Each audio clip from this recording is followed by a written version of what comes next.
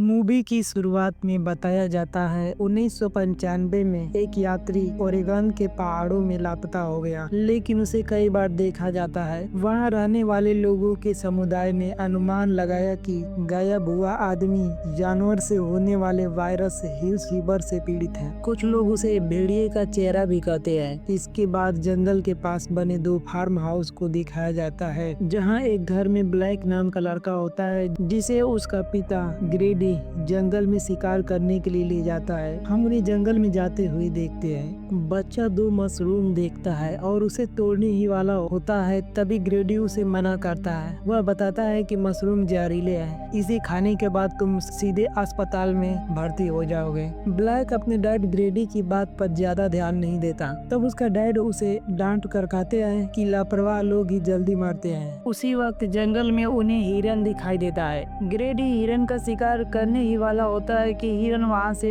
भाग जाता है। जब ग्रेडी पीछे देखता है तो वहां पर ब्लैक नहीं होता है। ब्लैक हिरन को मारने उसके पीछे जंगल में आ गया होता है, पर उसे कुछ अजीब डरावनी आवाजें सुनाई देती है। उसी वक्त ग्रेडी वहां पर आकर उसे काफी डांटता है, कहता है कि तुम्हें अकेले यहाँ नहीं आना चाहिए, ये जंगल काफी खतरनाक है। और ग्रेडी को भी एहसास होता है कि कोई उनकी तरफ आ रहा है, इसीलिए वो ब्लैक को ट्री हाउस में जाने के लिए कहता है और खुद भी जाकर के उसमें छुप जाता है। वो डरावनी चीज वहाँ आती है, पर वो ट्री हाउस के अंदर नहीं जाती है और ये लोग बच जाते हैं। उसके बाद ये लोग अपने घर चले आते हैं। शाम को ग्रेडी अपने दोस्त को जंगल में हुई घटना के बारे में बताता है और वो कहता है कि अगर तुम्हें भी अपने बच्चे को सुरक्षित रखना है तो हमें आज रात में ही जाकर उसको मारना होगा। और उसका दोस्त उसकी मदद नहीं करता है। वो कहता है कि इसमें खतरा है और मैं नहीं जाने वाला हूँ। ये बातें करते हुए ब्लैक भी सुन लेता है। फिर वो अपने कमरे में चला जाता है। उसके बाद सीन शिफ्ट होती है 30 साल बाद, जहाँ हम देखते हैं कि ब्लैक अब बड़ा हो गया है। उसकी एक बेटी है जिसका नाम जिंजर है और उसकी वाइफ का नाम शार्लेट है। वो लोग शहर में रहते हैं। एक दिन ब्लैक को एक चिट्ठी आती है जिसमें उसे पता चलता है कि उसके डैड ग्रेडी अब नहीं रहे। उसे कुछ चाबियां भी मिलती है फार्म हाउस की, इसीलिए वो अपनी पत्नी शार्लेट को मनाता है और कहता है कि हमें छुट्टियों में मेरे पिता के घर जाना चाहिए, और वो मान भी जाती है। ये लोग एक ट्रक में सामान लोड करके वहाँ के लिए निकल जाते हैं। जैसे ही उन जंगलों में पहुँचते हैं तो वहाँ पे ट्री हाउस पे एक आदमी दिखाई देता है। वो आदमी कोई और नहीं बल्कि ब्लैक के डैड के दोस्त का लड़का होता है, जो कि वो भी इसी जंगल में रहता है। ब्लैक उससे अपने फार्म हाउस का रास्ता पूछता है। वो कहता है ठीक है, मुझे भी अपने ट्रक में बैठा लो, मैं तुम्हें वहाँ का रास्ता दिखा दूंगा। और वो लोग उस ट्रक से जाने लगते हैं आगे। रास्ते में ट्रक के सामने कुछ अजीब सा प्राणी आ जाता है, जिसकी वजह से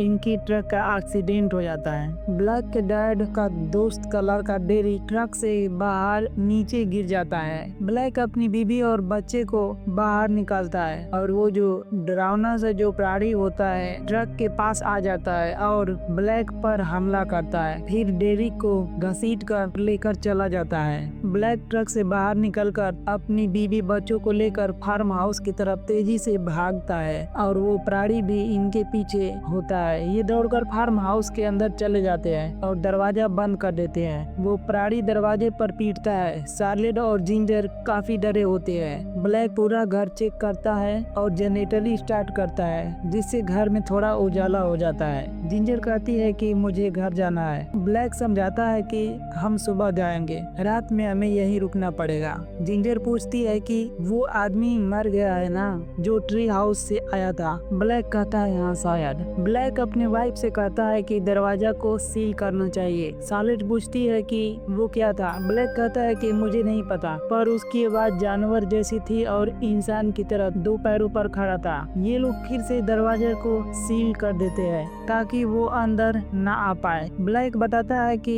हमें किसी से मदद मांगनी चाहिए। ब्लैक अपने डैड के पुराने रेडियो फोन से मदद मांगता है, पर कोई रिस्पॉन्स नहीं आता। फिर वो एक कमरे में जाता है और वहाँ से कुछ लेकर खाने लगता है जो उसके डैड ने रखा था, पर वो खाने की वजह से उसका दांत टूट जाता है। उसकी बीवी उसे मुंह में पट्टी दबाने को देती है और जब ब्लैक का हाथ देखती है तो उस पे क्रूज का निशान लगा होता है और काफी खून बह रहा होता है। वो उसके हाथ में पट्टी बांधती है। ब्लैक की हालत अब खराब हो रही होती है। ये कुछ भी बोल रहा होता है पर जिंजर और शार्लेट जवाब नहीं देती, जैसे कि उन्हें सुनाई ही नहीं दे रहा हो। शार्लेट जिंजर के साथ सोई होती है। ब्लैक दरवाजे को सील करने में लगा होता है। उसके हाथ में इंफेक्शन बढ़ता जाता है। उसकी हालत धीरे धीरे ज्यादा बिगड़ती जाती है। उसी वक्त उसे दरवाजे से किसी की आवाजें आती है। जब वो देखता है तो एक मकड़ी दरवाजे पर चल रही होती है, यानी कि ब्लैक के अंदर कुछ परिवर्तन भी हो रहा होता है, जैसे कि सुनने की क्षमता इसकी बढ़ जाती है और रात में देखने की भी क्षमता बढ़ जाती है।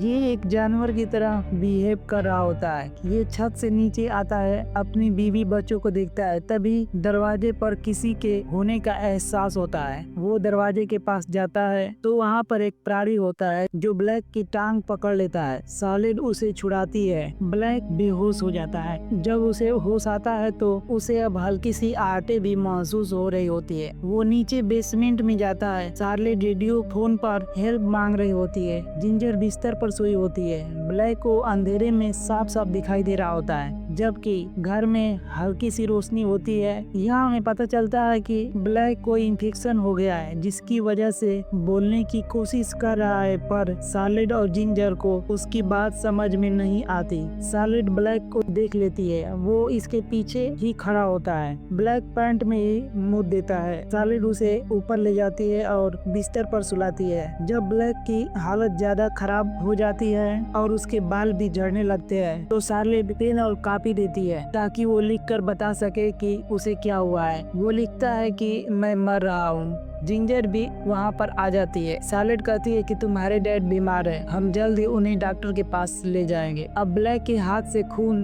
बह रहा होता है। उसका हाथ पूरी तरह से गल रहा होता है। ब्लैक अपने हाथ से खून पीने लगता है, जानवरों की तरह। शार्लेट देखकर डर जाती है। ये बात ब्लैक को भी एहसास होता है, पर वो कुछ नहीं कर सकता क्योंकि अब वो पूरी तरह से जानवर में बदल गया है। शार्लेट को दूसरे फार्म हाउस के पास गाड़ी दिखाई देती है। वो चाबी, बैटरी और चाकू लेकर ब्लैक और जिंजर के साथ उस गाड़ी के पास पहुंच जाती है। इन दोनों को गाड़ी में बैठाकर वो गाड़ी को स्टार्ट करती है। उसी वक्त वो भेड़िया हमला करता है और इन्हें गाड़ी से बाहर निकलना पड़ता है। ये ग्रीन हाउस के ऊपर चढ़ जाते हैं। वो भेड़िया उसको भी हार डालता है। जिंजर गिरने ही वाली होती है कि किसी तरह शार्लेट उसे बचाती है। ब्लैक उन्हें इशारा में बताता है कि फार्म हाउस में जाओ और वो उस भेड़िए से लड़ने लगता है क्योंकि वो भी उसी की तरह हो गया होता है। शार्लेट और जिंजर घर के अंदर चली जाती है। उधर वो भेड़िया भाग जाता है तो ब्लैक घर के बाहर आकर खड़ा हो जाता है। शार्लेट उसे अंदर आने देती है। ब्लैक भी भेड़िए में बदल गया होता है, पर अब भी अपनी बेटी और पत्नी को पहचान रहा होता है। लेकिन एक बार लगता है कि वो अपनी बीवी को ही मार देगा, लेकिन वो कुछ कहना चाहता है, शायद ऐसा लगता है, पर वो कह नहीं पाता। वो बाहर जाने ही वाला होता है कि तभी वो भेड़िया फिर से आकर के इनके ऊपर हमला कर देता है। ब्लैक और उस भेड़िए के बीच घमासान लड़ाई हो जाती है, जिसमें ब्लैक उसे मार देता है। वो भेड़िया कोई और नहीं बल्कि ब्लैक का डैड ही होता है, जिसे इन्फेक्शन हो गया था भेड़िए के काटने से। ब्लैक उसे पहचान जाता है टैटू देखकर। ब्लैक वहाँ से बाहर चला जाता है ताकि वो अपनी बीवी और बच्चों को नुकसान ना पहुँचा सके। उसका शरीर भेड़िए की तरफ बदल रहा होता है पूरी तरह से। जिंजर अपनी माँ से पूछती है कि डैड के साथ ऐसा क्यों हुआ। तब वो बताती है कि ये ब्लैक डैड है जो कुछ सालों पहले जंगल में गए पर लौट के नहीं आए। सब लोगों को लगा कि वो मर गए हैं, लेकिन वो बीमार हो गए। मुझे लगता है कि तुम्हारे डैड को उन्होंने ही बीमार किया है। कुछ देर बाद जनरेटर बंद हो जाता है। शार्लेट बाहर देखती है तो ब्लैक इन्हें ही देख रहा होता है। घर में आ जाता है। वो जिंजर और शार्लेट पर हमला करने ही वाला होता है कि तभी फार्म हाउस से भाग जाती है। दूसरे फार्म हाउस में शार्लेट जंजीर से एक ट्रैप बनाती है। इधर ब्लैक इस फार्म हाउस में भी आ जाता है। ये बात शार्लेट भी जान गई होती है। ब्लैक जैसे ही इन पे हमला करता है उसका पैर शार्लेट के बनाए ट्रैप में फंस जाता है। ये लोग बाहर भाग जाती है। ब्लैक अपना पैर को काट देता है और भेड़िए की तरह रेंगता हुआ उनका पीछा करता है। ये दोनों भागकर जंगल में बने ट्री हाउस पर चली जाती है। इनको वहाँ पर गन भी मिल जाती है और जैसे ही वो ट्री हाउस पे चढ़ता है शार्लेट उसके सर में गोली मारती है और इसका किस्सा यहीं खत्म हो जाता है, क्योंकि ब्लैक भी चाहता था कि ये उसे मार दे। नेक्स्ट मॉर्निंग ये लोग उस जंगल को छोड़कर जा रही होती है और ये मूवी यहीं पर समाप्त हो जाती है। तो आप सभी को ये वीडियो कैसी लगी, अच्छी लगी हो तो लाइक कर दीजिएगा और चैनल पे नए हैं तो चैनल को सब्सक्राइब कर दीजिएगा।